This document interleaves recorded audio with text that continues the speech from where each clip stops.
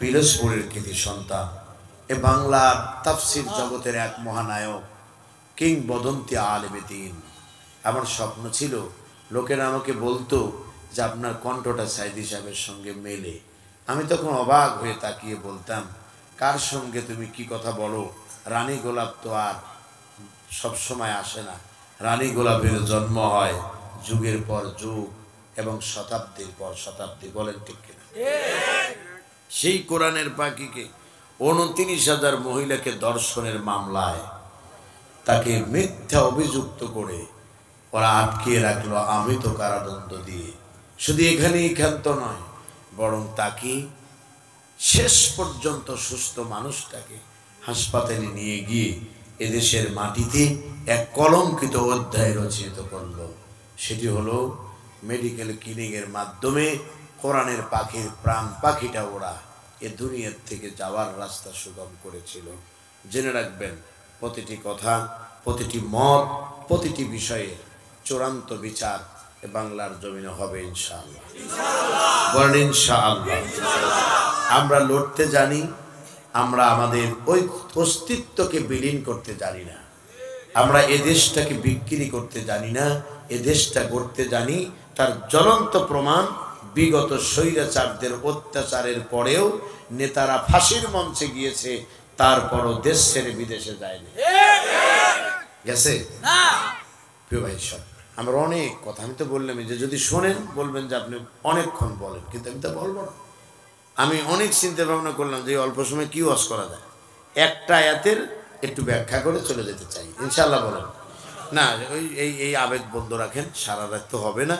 আর আমি নিজেই 12টার পরে থাকবো না, আমি সারা রাত জাগা মানুষ। আমার সাংগঠনিক প্রোগ্রাম ছিল, আপনারা জানেন যে হয়তো সেখানে আমাদের অনেক মুফাসসিরে কোরআন আগামী দিনে এই বাংলাদেশের পার্লামেন্ট নির্বাচনে অংশ নেবে ইনশাআল্লাহ।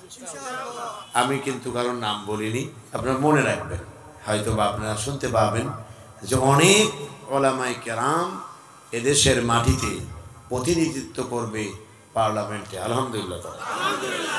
বেগম জিয়ার একটা কথা বলে মনে আসলো আমার, রাগ করতেছেন নাকি আপনারা? আমি সাথিয়াতে প্রোগ্রাম ছিলাম, পাবনাতে কয়েকদিন প্রোগ্রাম করেছি আমি। তো পাবনার সাথিয়ার সম্ভবত নায়েবে আমিরের মাদ্রাসাতে আমি প্রধান বক্তা হিসেবে আপিল করলাম কয়েকদিন আগে। তো ওনার সঙ্গে একান্ত খাওয়ার সময় উনি বললেন যে জোট সরকার ক্ষমতার সময় এই বেড়ার ভাঙ্গন রোধ করার জন্যে বেগম জিয়ার সরকার বাংলাদেশের তৎকালীন মন্ত্রী শহীদ মতিউর রহমান নিজামীকে 700 কোটি টাকার একটি প্রকল্প দিয়েছিলেন। কত টাকার? ভালো করে বুঝে বলেন, কত টাকার? 700 কোটি টাকার সেই প্রকল্পের কাজ মৌলানা সাহেব তিনি 300 কোটি টাকায় সমাপ্ত করেছিলেন এবং বাকি 400 কোটি টাকা রাষ্ট্রীয় কোষাগারে ফেরত দিয়েছিলেন। সেদিন বেগম জিয়া বলেছিলেন, আমার পার্লামেন্টের এবং আমার এমপি মন্ত্রীদের মধ্যে যদি এরকম টুপি দাড়িওয়ালা আরো কিছু থাকতো তাহলে আমার দেশ নামে সোনা নয় বরং বাস্তবেই সোনার দেশ হয়ে যেত। আমার ভাইরা, আল্লাহ রাব্বুল আলামিন বলছেন, ওয়া ইন্নাল ফুজ্জারা লাফি জাহিম। এই আয়াতটি ছোট্ট একটা শব্দ, এটা এতটাই যে গভীর, আমি একটু গবেষণা করতে যাই আমার ব্রেনটাই যেমন কেমন যেন এদিক সেদিক হতে লাগলো। সর্বনাশ, এভাবে তো ভাবিনি। এই সূরা এত পড়া পড়ি আমি, এমনি পড়ি, নামাজে পড়ি, সব জায়গায় পড়ি। ওয়া ইন্নাল ফুজ্জারা লাফি জাহিম। এর আগের আয়াতে আল্লাহ বলছেন ইন্নাল আবরারা লাফি নাঈম। আল্লাহ বলছেন নিঃসন্দেহে যারা পুণ্যবান ব্যক্তি তারা থাকবে পরম আনন্দে সানন্দে জান্নাতের ভিতরে। সুবহানাল্লাহ। ওয়া ইন্নাল ফুজ্জারা লাফি জাহিম। প্রকৃতপক্ষে পক্ষান্তরে যারা অপরাধী তারা থাকবে হলো জাহিম নামক জাহান্নামে। কোথায় থাকবে? জাহিম নামক জাহান্নামে। তা আমি চেষ্টা করলাম যে এই আয়াতের একটু ব্যাখ্যার দিকে মাথাটা দেখি, একটু নাড়াচাড়া করি, কি পাওয়া যায়। আমি জাহিম খুঁজতে লাগলাম কোরআন শরীফে। আল্লাহু আকবার। জাহিম খুঁজতে লাগলাম, যা জাহিম নামক জাহান্নামে কারা কারা যেতে পারে, তাদের অপরাধটা কি একটু বের করা যায় কিনা, এটা অনুসন্ধান করে দেখতে পেলাম কয়েকটি শব্দ, 5টা পয়েন্ট আমি আপনাদের আজকে বলতে পারতাম। যদি আমি 1.5 ঘন্টা 2 ঘন্টা সময় পেতাম তাহলে ওই পুরো আলোচনাটাই আপনাদের করে দিতে হবে, কিন্তু আমি তা না করে এখন আমি চলে যাচ্ছি অতি পরিচিত একটি শব্দ। এটিও আমি অনেক পড়েছি, কিন্তু আমি পড়েছি ঠিকই, কিন্তু বুঝতে পারিনি। হঠাৎ করে আল্লাহ পাক বোঝার সুযোগ দিলেন, আলহামদুলিল্লাহ বললেন না? তো তাফসীরে কোরআন বিল কোরআনের অংশ হিসাবে আল্লাহ পাক বললেন, ফাআম্মা মান তাগা ওয়া আসারাল হায়াতাদ দুনিয়া ফাইন্নাল জাহিমা হিয়াল মাওয়া। আল্লাহু আকবার বলেন। ওই জাহিম আর এই জাহিম এক জায়গায় করেন, পরে বুঝাইতেছি আমি। এখানে দুটি অপরাধের কথা বলা হয়েছে, আর ওখানে বলা হয়েছে অপরাধীরা কোথায় থাকবে? জাহিম নামক জাহান্নামে থাকবে। একটু মনটাকে একটু ফ্রেশ করেন, একটু আল্লাহু আকবার বলেন তো। আপনারা কি চান যে আমি এই ইদ্রিস ভাইয়ের মতো আমি 5 মিনিট বক্তব্য দিয়ে মোনাজাত করে দিই? এই আমার সঙ্গে কিছু সময় থাকতে পারবেন তো? অনেক কথা, অনেক কথা, কথা পাইছেনটা কি? কথার শেষ নাই। আমরা এই দেখেন, আমার কাছে ফোন নাই, ফোন আমার কাছে নাই। আমি আমার সঙ্গী সাথীদেরকে ফোন দিয়ে বলেছি, তোমরা ইচ্ছে মতো ঘোরো, ঘুমাও, আর চিন্তা নেই। আর বিগত বছরগুলোতে 2018 সালের 28শে জানুয়ারি চট্টগ্রামে গ্রেপ্তার হওয়ার পর থেকে এক আতঙ্কিত নাম আবুল বাশার হেলালি, সারাক্ষণ ফোন নিয়ে ওয়াজ করতাম। আমার পিএস একবার মেসেজ দিত, স্যার পুলিশের গাড়ি কিন্তু আপনার গাড়ির সাথে লাগায় রাখছে। আমাকে ফোন দিয়ে বলতো যে অমুক রাস্তার মোড়ে পুলিশ দাঁড়িয়ে আছে। এই আম বাগান, কাঠ বাগান, কলা বাগান, হিন্দু বাড়ি, কত জায়গায়তে যে দৌড়ায় রাইতে গেছি তা আল্লাহ ছাড়া আর কেউ জানে না। কথা কি বুঝতে পারছেন? এরপরে এই নাম্বার নিয়ে গেল গাড়ির ড্রাইভার, বলতো যে না আমার তো বিপদ, আমি তো হার্টের রুগী হয়ে যাবো স্যার। ঠিক কি হয়েছে? কয় যে এইভাবে যদি পুলিশ এসে প্রতিদিন চালায় তাহলে আমি যাবো কোথায়? আমি বলছি জ্বালাজালি কিচ্ছু হবে না, তুমি ধৈর্য ধরো আর বাড়িতে বলে দাও আমার চাকরি করতে এসে যদি কোনো সমস্যা হয় সমস্ত রিস্ক আমার যতটুকু মানুষ হিসেবে কর্তব্য আমি পালন করবো। আলহামদুলিল্লাহ। সত্যি সত্যি এই ছেলেটা এখন চাকরিতে নাই, বিশেষ কারণে ও একটা গাড়ি কিনেছে। সত্যি সত্যি পুলিশ সিরাজগঞ্জ সদর থেকে ওক সহ ধরে নিয়ে গেল। আমি চিন্তা করলাম তাহলে কি তোর কপালে জেল জুটলো নাকি? তা আমারে ফোন দিয়ে বললো যে স্যার গাড়ি তো খুলে ফেলে দিয়েছে বাতিলপন্থীরা, পুলিশ এসে গাড়ি খুলছে, যায়া ব্যাগ ট্যাগ সব হাতায়া, না জানি এখানে ইয়ে বা আছে 2 পোটলা। হেলাল হিসাবের চেহারা দেখে মনে হয় 2 পুরো গাঁজা খায় নাকি। আমার বন্ধুগণ সব তছনছ করেছে। ড্রাইভার কাছে বলে আমি কি করবো?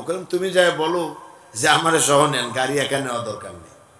গাড়ি নিয়ে চলে গেল। আমাকে টানা 10 দিন এলাকায় ঢুকতে দেওয়া হলো না। আমাকে বলল যে আপনার ব্যাপারে তদন্ত চলছে, তদন্ত শেষ না হওয়া পর্যন্ত আপনি এলাকায় ঢুকবেন না। এসপি অফিসে নিয়ে যা বললেন আমাকে, তদন্ত শেষ হয়ে তেমন কিছু গন্ধ খুঁজে পাইনি, চেতনায় রাজাকার বলে প্রমাণিত হয়েছে। অবাক অবাক হয়ে তাকিয়ে রইলেন। এসপি সাহেব, এই দিন নয়, আরো দিন আসবে। দম জোরে বলেন ঠিক কিনা? আমরা ইনশাল্লাহ পারি। হিমালয়ের মতো পর্বতের মতো হৃদয় নিয়ে 90,000-এর ঊর্ধ্বে মামলা নিয়ে দাঁড়িয়ে থেকেছিল যে দল, সেই দলকে আমরা লিড দিয়েছি। সেই দলের কথাগুলো জাতির সামনে তুলে ধরেছি। আমরা নিন্দুকের নিন্দার কোনো পরোয়া করি নাই। আপনি কারে ভয় দেখান? আপনি কারে ভয় দেখান? দুঃখ দিয়ে যাদের জীবন গড়া তাদের আবার দুঃখ কিসের? সর্বোচ্চ গুলি করে মেরে ফেলে দিবেন, এতটুকু আর কিচ্ছু করতে পারবেন না। মরার জন্যই আমরা দল করি, বলেন ঠিক কিনা? আমাদের মোহতারাম বলেছেন যে দলে কোরআন নাই সেই দল আমরা করব না। আর আমি আর একটু কড়া করে বলে দিতেছি, যে দলে কোরআন নাই ওই দল কোনোদিন মুসলমানের করার অধিকারী নেই।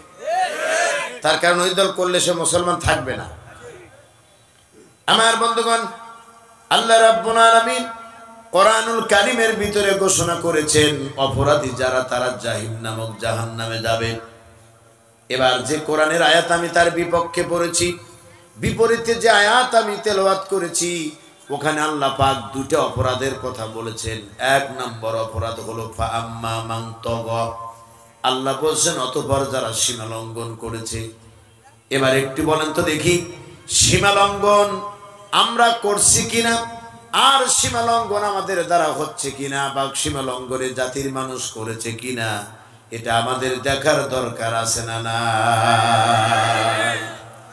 এটা বের করার আগে আমি একটি কথা আপনাদের স্মরণ করায় দিতে চাই। বাংলাদেশের ভূখণ্ডে দাঁড়িয়ে কোরআনের কথা প্রায় এক যুগ বলছি। সেই কোরআনের কথা বলতে যায় আমি যতটুকু দেখেছি, এদেশের 92% মুসলমান যদি আমরা দাবি করে থাকি, তার প্রায় 80% হলো মুনাফিক। আপনারা মনে হয় কথা একটু রাগ করে ফেললেন নাকি?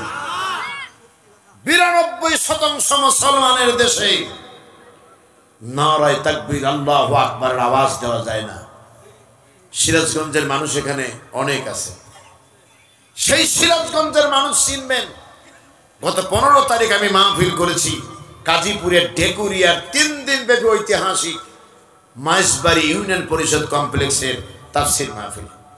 একদিন আমি করেছি, আমির হামজা ছিলেন একদিন। আল্লাহু আকবার। মাহফিলে ওঠার আগে জনগণ বললেন, হুজুর দীর্ঘ 15 বছর এই ময়দানে কোরআনের মাহফিলের নামে যে নাটক করা হয়েছে, সেই মঞ্চে দাঁড়িয়ে আমরা নারায়ে তাকবীর আল্লাহু আকবারের ধ্বনিটাও দিতে পারি না। আপনার ভিতরে বোধহয় কষ্ট লাগলো না? আমি মঞ্চের দিকে যাচ্ছি আর মনে মনে ভাবছি, এ কি সেই জায়গা যেখানে দাঁড়িয়ে আল্লাহু আকবারের স্লোগান দেওয়া যায় নাই?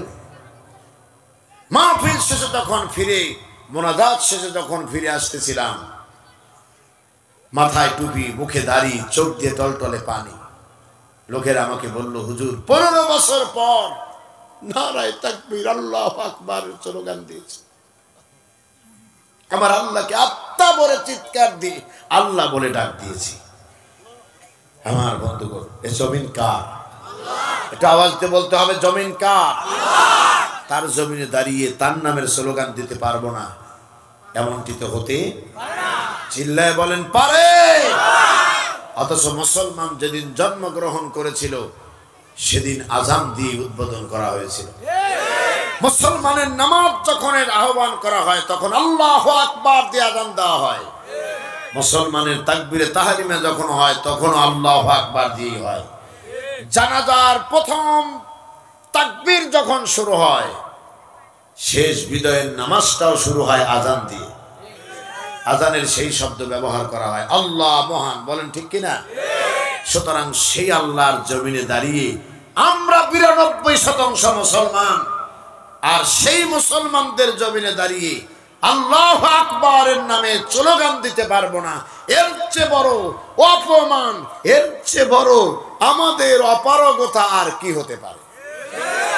আপনার কাছে কষ্ট না লাগতে পারে, আমাকে যদি গুলি করে ঝাঁঝরাও করে দেওয়া হয়, এরপরও আমার মুখ দিয়ে বের হবে আমি আল্লাহ মহান বলে স্লোগান দিব।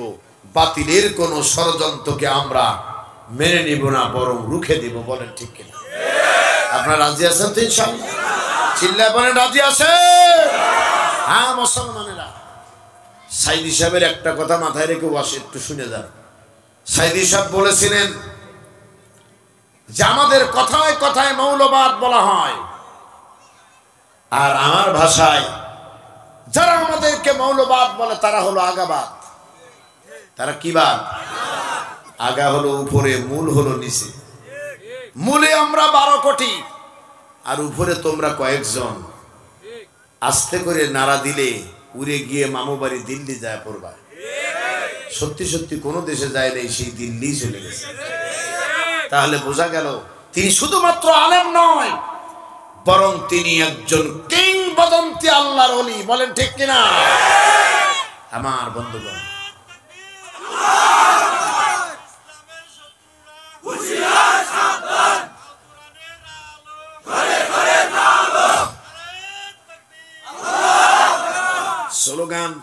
স্লোগান দিবেন, ঠিক আছে, স্লোগান দিয়েছেনও ভালো করেছেন, তবে সংশোধন করে দিতে হবে।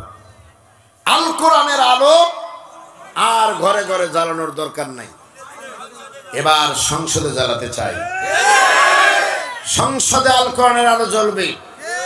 মমতাজের মতো নর্তকী আর ওই পার্লামেন্টে যাবে না, ইনশাআল্লাহ। বলেন আশা করি, আবার বলছি আবেগ নিয়ে, আশা করি আমার দেশে কোরআনের মুফাসসিররা এদেশের পার্লামেন্টের সদস্য হবে ইনশাআল্লাহ। ইনশাআল্লাহ বলেন। সেটা দেখার অপেক্ষায় আমরা বসে আছি। অনেক কষ্ট করেছি, আর কষ্ট করতে চাই না। আমরা যদি ক্ষমতা পাই, এদেশের মদের লাইসেন্স বন্ধ করে দেওয়া হবে, এদেশের পতিতার দরজায় তালা ঝুলিয়ে দেওয়া হবে, টিয়ার্স কাবিখা যার যার অংশ শেষে নিজে হাতে মেপে নিয়ে বাড়ি যাবে। কোন দালালের কোনো জায়গা হবে না। বলেন ঠিক কিনা? গরিবের টাকা, ট্যাক্সের টাকা দিয়ে পুলিশ বেতন নিয়ে ওই পুলিশ গরিবের বুকে গুলি চালাতে আর পারবে না যদি আল্লাহ সুযোগ দেয়। ইনশাআল্লাহ বলেন। আর যদি না পাই, তাহলে আবার গোলামীর জিনজিরে যেন আটকে না যায়, এই খেয়াল আমাদের রাখতে হবে। এবার আপনারা বলেন তো, আপনাদের কি কষ্ট হচ্ছে? আমি কি আর 20-25 মিনিট কথা বলতে পারবো? আলহামদুলিল্লাহ, আল্লাহু আকবার কর। না, সত্যি সত্যি আমি আসলে আমার ইদ্রিস ভাই বসে রয়েছি, আমি ওনাকে অনেক শ্রদ্ধা করি। এইভাবে দুই ভাই একসাথে বসে বক্তব্য খুব কমই দিয়েছি। তারপরেও বিনয়ের সাথে বলছি, আমি ঘুমিয়ে গেছিলাম প্রায়। আমাকেও পরিশেষে বললেন, হুজুর আপনার ওহি এসেছে, আপনি আসেন। তা আমি ধীরে ধীরে এখানে আসলাম, এসে দেখলাম মুরব্বীরা আছেন, আরো ভালো লাগলো। আল্লাহু আকবার কর। আমরা আমাদের কথায় চলে যাচ্ছি। তাহলে ফাম্মা মান তাগাব, জাহিম নামক জাহান্নামে তারা থাকবে যাদের 1 নাম্বার অপরাধ হলো যারা সীমা লঙ্ঘন করবে। এখন আমার প্রশ্ন হলো, সীমা লঙ্ঘন কারে বলে? এটা আপনাকে আগে বুঝতে হবে। এই পৃথিবীতে চলার জন্য একটি রাস্তা আছে। আপনি কি আমার ব্যাখ্যাটা বুঝবেন? তাহলে খেয়াল করেন। বাই রোড আছে না? আপনি দেখবেন সবচেয়ে বেশি দুর্ঘটনা কবলিত যানবাহনের নাম হলো মোটরসাইকেল। না মিথ্যে কথা বলছি? সবচেয়ে মারাত্মকভাবে দুর্ঘটনায় পতিত হয় প্লেনের পরেই হলো কি? মোটরসাইকেল। এর মানে সহজে বুঝে ফেলেছেন যে শারীরিকভাবে এবং মানসিকভাবে সব সময়ের জন্য এই রোডের যে নিয়ম এবং আইন কানুন আছে, এগুলোকে লঙ্ঘন করে ওই ড্রাইভাররা।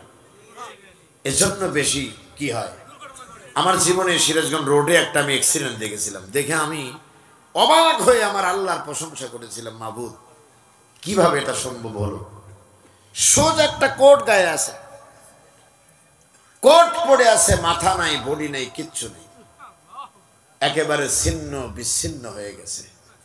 অবাক হয়ে তাকিয়ে থেকে ইস্তেগফার করতে করতে বিদায় নিলাম। আল্লাহ, এই রাস্তায় তো আমিও চলি।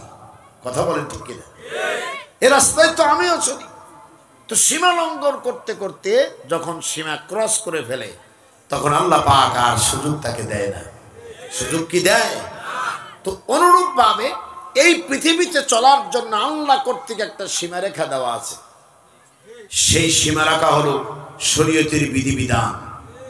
এই শরীয়তের বিধিবিধান বাদ দিয়ে যারা মানুষ রচিত আইন দিয়ে চলতে যায়, তারা শরীয়তের সীমাকে ক্রস করে ফেলে।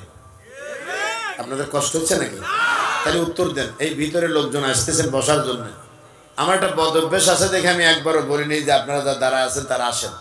এবার আমি আপনাদের অনুরোধ করে বলবো, কেউ যদি আসেন তো এসে বসবেন, আর বাকি যারা দাঁড়িয়ে আছেন ওইখানেই দাঁড়িয়ে থাকবেন।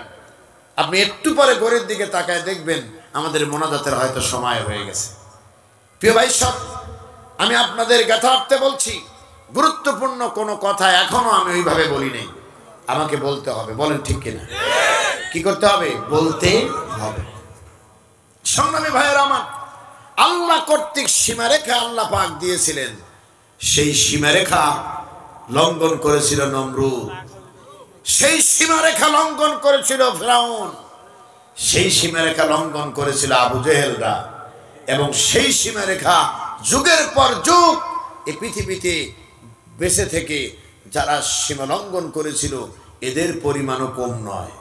পরিশেষে গত 15 বছরের সীমারেখা অতিক্রম করে একটা দল এদেশ থেকে নিমেষেই হারিয়ে গেল। বলেন ঠিক কিনা? আবার বলতে পারেন যে হুজুর, এই 5ই আগস্টের পরে আপনার ঈমান কতটুকু কোরআনের প্রতি হয়েছে তা জানি না, তবে আমার ঈমান অনেকটা বেড়েছে। আশা করি এই কথা শুনে আপনারা আরো বাড়বে। কি জন্য বাড়বে? আপনি খেয়াল করে দেখেন, আল্লাহ সীমা অতিক্রম করলো। আল্লাহ বলছেন ইন্নাল্লাহা লা ইউহিব্বুল মুতাকাব্বিরিন। আল্লাহ বলছেন তিনি নিঃসন্দেহে অহংকারীদেরকে ভালোবাসেন না। বিগত সরকারের যত নেতাকর্মী ছিল তাদের পাওয়ার, আমার ভাই বলছে যে ওই থানায় যা জিজ্ঞাসা করত যে দেখেন তো এই বক্তাকে নেওয়া যাবে কিনা, ওনারা সার্চ দিয়ে দেখতেন যেই বলছে চুরি করা যাবে না, ওরা জানে যে আমি ওসি হয়ে বাড়ি করতে পারবো না, এই জন্য ওই আসামি ওই মরানাকে আর নেওয়া যাবে না। আমি এ কথা বলতে চাচ্ছিলাম না। চট্টগ্রামে যখন আমাকে রাত 12টার দিকে যখন গ্রেপ্তার করে নিয়ে যাওয়া হলো, আমার গাড়ি নিছেন, পিএস নিছে, আমার ক্যামেরাম্যান সহ সব থানায়। এক পর্যায়ে যায় দেখি মাথায় টুপি দিয়া ওই এলাকার ওলামা লীগের নেতারা আমার ওয়াজ বাইর করিয়া ওসির টেবিলে শুনতেছে। আমার ওসি সাহেব বলেন এই বক্তব্য কার? আমি বললাম দেখে তো সিয়ারা আমার মতোই মনে হয়। কি বলবো আর বলেন তো, দেখেও কয় এটা কার? ভিডিও ওয়াজ বাজতেছে, আমারও কয় এটা কার? আমি বললাম আমি তো দেখতেছি আমি হুজুর, এখন কি তা করবেন করেন। তো ওই নতুন পরিবেশে চট্টগ্রামের ভাষায় কি যেন বলতেছে আমাকে বুঝতে দেয় না। আমি অবাক হয়ে তাকায় থাকি, এখন কি করি। এক পর্যায়ে ওনারা বিশ্লেষণ করে ওসি সাহেব চাদর একটা এরকম বাড়ি দিয়া আমারে বলতেছে আপনারা বেশি কথা বলেন। আমি বললাম যে এখন তার চুপ থাকা যায় না, এতে মারো যা হয় হোক, ধরা তো পড়ছি, কালকে তো পেপারে যাবেই যে ধরা খাইছে, কথা কন না কেন। চিন্তা করলাম চুপ করে থেকে কি হবে। আমি ওনাকে স্পেশাল ভাবে বললাম আপনি যেভাবে কথা বলতেছেন ওই চেয়ারটা আমার নাই, আমার এখানে সাধারণ চেয়ার, আপনার ওখানে গরমের চেয়ার, এই জন্য আপনি চাদর খালি বেরিতেছেন, আমি বাইরেতে পারতেছি না, আমার ভয় করতেছে। তবে একটা কথা আপনাকে বলি, আপনি কথা বলতেছেন গরমে, টাকার গরমে, কলমের গরমে, আর আমি কথা বলতেছি এই গভীর রাত্রে কাউকে সাথে নিয়ে নয়, আমার আল্লাহকে সাথে নিয়ে, আমার ইমানের গরমে। বলেন ঠিক কিনা? সুতরাং আপনি যা বলেছেন কথা উদ্ধ করেন। শেষ পর্যন্ত আমাকে অনেক কথা বললো, তার একটা কথা বলে আমি শেষ করবে, কথা বলতে চাচ্ছি না, অনেক আপনারা শুনেছেন। আমাকে বলা হলো যাদের মৃত্যুর ভয় নাই তাদেরকে বুঝায় কি লাভ? চিন্তা করছেন তো, আমার নাকি মরার ভয় নেই। তো উনি কি করে বুঝলেন যে আমার নাকি মরার ভয় নেই? কয় যে না, মরার ভয় যাদের ভিতরে নাই তাদের আবার মরার ভয় দেখায় কি লাভ হবে? তো কত টাকা নিছেন, টাকাগুলো দেন। আমি বললাম ওয়াজই শেষ হলো না, মাঝখান থেকে ধরে নেন, টাকা কোত্থেকে পাবো? কামলা দিলেই তো মানুষ হাদিয়ে দেয়, তো কামলাই তো দিতে দিলেন না, মাঝখানে ধরে নিয়ে আসলেন, টাকাটা তো দিবেন আপনি। কয় যে তাও তো কথা, টাকা তো নাই। ওসি সাহেব এমপি সাহেবকে ফোন দিলেন, ওয়ালা ইয়াহুদ্দু আলা তো আমিল মিসকিন, এতিম অসহায়, টাকা নাই, হুজুরের কাছে টাকা নেওয়া লাগবে। এমপি সাহেবকে বললো যে আরে না টাকা মানে ওই দেশের ভাষায় কি বুঝায় হলে টাকার কথা বুঝলাম একটু, কোনো না টি এখনো পায় নাই, কথা কি বুঝতে পারছেন? তা আমি বললাম আমাকে ছেড়ে দেন, আর না হয় জেলের ভিতরে ঢুকায় দেন, 2 রাকাত নামাজ পড়বো আর আপনার যে দোয়া আগে আরম্ভ করবো। কয় যে না, আপনি আমার জন্য দোয়া করতে পারেন না। আমি বললাম কেন পারবো না? কয় না, আমি আপনাকে আনিই নেই। এই কি একটা কথা বললেন আপনি ওসি সাহেব, আপনি আমারে আনেন না, আমি কি উড়ে আসি? আপনার পুলিশই তো ধরে নিয়ে আসলো, এই ইউনিফর্ম লেখা আছে, গায়ের সাথে লেখা আছে রানা, আপনি এই পুলিশ দিয়ে আপনি ধরে নিয়ে আসলেন আমারে, আর আপনি আমাকে বলতেছেন যে আপনি আনেন নাই। কয় না, এমপি সাহেব নিজে যাইতে চাইছিল, ওই জন্য অত সিটার কছিল যে যদি না যাও তাহলে আমি নিয়ে আসবো, যা এই জন্য আপনাকে ধরে আনছি। যে দোয়া দেখে ভয় ভাই, হুজুর দোয়াটা অন্তত আমার জন্য করেন না। আল্লাহু আকবার বলেন না। ঠেলায় বলে বিড়াল কোথায় ওঠে? সিল্লামান কোথায় ওঠে? আল্লামা সাইদির রিমান্ডে নিয়ে জিজ্ঞাসা করার নামে তার গায়ে হাত দিতে গিয়ে কলজা কেঁপেছে, স্বৈরাচারীর কলজা কাঁপে না। জেলের ভিতরে বন্দি রেখে জীবন্ত কিংবদন্তি এক আল্লাহর ওলিকে আমরা হারিয়েছি। এদেশের মাসলুম জনতা চিৎকার পেরে আজও কাঁদে, যদি ফিরে পেতাম কোরআনের পাখিকে। বলেন ঠিক কিনা? আমরা বিভিন্ন জায়গায় গেলে মানুষ বলে হুজুর আজ যদি সাইদি সাহেব থাকতো তাহলে মনে হয় কোরআনের ময়দানে বক্তব্য দিত, আর মানুষ হৃদয় ভরে কোরআন শুনত। সুতরাং ব্যাখ্যাটা আপনারা বুঝলেন কিনা? যে সীমালঙ্ঘন হচ্ছে, দিনের পর দিন সীমালঙ্ঘন হতে লাগলো। এই যে গতকাল কামরুলকে তুলেছে হলো আদালতে, মাথায় টাক, কোনো চুল নাই।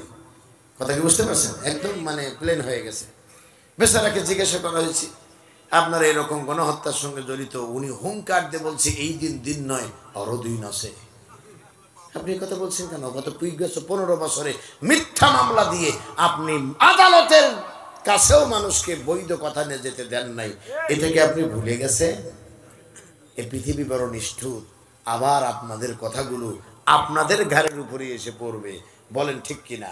যে ট্রাইব্যুনাল বানিয়েছিলেন ওই ট্রাইব্যুনালেই আপনাদের গলায় রশি ঝুলানোর ব্যবস্থা করবে ইনশাআল্লাহ। বলেন।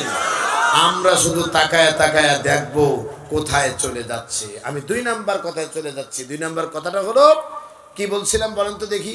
ওই যে এই সীমা লঙ্ঘনের আগে একটা কথা বলছিলাম যে আমার দেশে 92% মুসলমান হলেও তার 80% হলো কি? একটু জোরে বলতে হবে। মুনাফিককে আপনারা চেনেন? ইজা হাদ্দাসা কাযাবা, যখন সে কথা বলে তখন মিথ্যে কথা বলে। 15 বছরে একটা দিনও ঠিক মতো ভোট হয় নাই, কিন্তু লেখা ছিল সবার পাশে বিপুল ভোটে নির্বাচিত। আমি মাঝে মধ্যে বলতাম যে শয়তান মুরিদের কাজ কাম দেখা অনেক সময় শয়তান বলে যে আমার যে কবে পীরগিরি খুঁটে যায় আল্লাহই জানে। তো আমার চেয়ে বড় শয়তান। কথা কর না কে? ওই যে এদেশ থেকে চুরি করা টাকা দিয়া, মানুষের হক মেরা টাকা দিয়ে যখন বিদেশে যায়, যখন কি করে হজ করতে যায়, তখন ওই মুজদালিফায় থেকে পাথর নেওয়ার আগেই শয়তান বলে রক্তের সাথে বেঈমানি করিস না। আমি অনেক কষ্ট করে তোরে চোর বানাইছিলাম। কথা কয় না। রাগ করতেছেন নাকি আপনারা? না, রাগ আপনারা করতেও পারেন। আপনারা কি চোর? চোরের বিচার কি হবে একটু পরে বলতেছি। আমার বন্ধুগণ, রক্তের সঙ্গে বেঈমানি, এই বেঈমানি করেছে হলো মুনাফিকরা রক্তের সাথে, অর্থাৎ মুসলমানদের সাথে মুনাফিকি আচরণ করে এদেশ থেকে ইসলামকে তাড়ানোর ষড়যন্ত্র করেছে। বলেন ঠিক কিনা? আপনি বুঝে বলছেন কিনা? হ্যাঁ, না বুঝে বলছে তা আমি জানি না। হযরত ওমরের নাম নিশ্চয়ই আপনারা শুনেছেন। হযরত ওমর সম্পর্কে মুনাফিকের ব্যাপারে একটা কথা আমি আপনাদের স্মরণ করায় দিয়ে বলতে চাই। এদেশের বহু আলেম ওলামা আছেন, এদেশের বহু হাজি গাজী আছেন, এদেশের বহু রাজনৈতিক নেতৃবৃন্দ আছেন যারা নামে মুসলমান ঠিকই কাজে কর্মে তারা হলো মুনাফিক। আপনি স্বীকার করলেও বলবো, না করলেও বলবো। আমার ওয়াজের মাহফিলগুলোতে ইদ্রিস ভাই পুলিশ দাঁড়ায় থেকে বলতো মোনাজাত করে দেন, আমি তখন দাঁড়ায় বলতাম তাহলে আজকের ওয়াজে এসে লাভ কি হলো? তো লাভ যেহেতু হয় নাই, আমার কথা আমি বলবোই। জনগণকে বলছিলাম জমিন কার? আসমান কার? আমি আপনি কার? আইন চলবে কার? দাঁড়ায় থেকে পুলিশও বলতো আল্লাহ। কথা কয় না? তার কারণ মুনাফিকরা যখন দোয়ায় শরীক হয়, আল্লাহ তুমি দেশের কোরআনের আইন দিও, তোমার আইন ছাড়া শান্তি পাওয়া যায় না, ওরা নিজেরাও বলে আল্লাহুম্মা আমিন। তার কারণ ওরা নিজেই জানে না কিসের দোয়া পড়লাম। এই চিন্তায় তারা পরবর্তীতে করে দেখে, আমিন যে বললি তুই কি জানিস না যে আল্লাহর আইন চাইছি? কয় আল্লাহর আইন মানে কোরআন পড়া, কোরআন দিয়ে পানি পড়া, চুরি করা, চোর ধরা। বলছে না, আল্লাহর আইন বলতে এই আইন নয়, বরং আল্লাহর আইন হলো ওই জিনিস যা দ্বারা পার্লামেন্টে আইন পাস হবে আর এ দেশের মাটিতে চোরকে ধরে জাতীয় মসজিদের সামনে তারা হাত কেটে দেওয়া হবে, জিনাকারীকে ধরা হবে। এদেশের কোটি কোটি টাকা যারা চুরি করে বিদেশে দিয়েছে, ইন্টারপোলের মাধ্যমে ধরে নিয়ে এসে দেশে ইসলাম কায়েম হয়ে গেলে বাইতুল মুকাররমের সামনে তাদের হাত কেটে দেওয়া হবে। আপনারা কি চান? চিল্লায় বলেন চান। কাপুরুষের মতো, বিড়ালের মতো 500 বছর বেঁচে থাকার মধ্যে সফলতা নয়, বরং সিংহের মতো 1 ঘন্টা বাঁচতে চাই।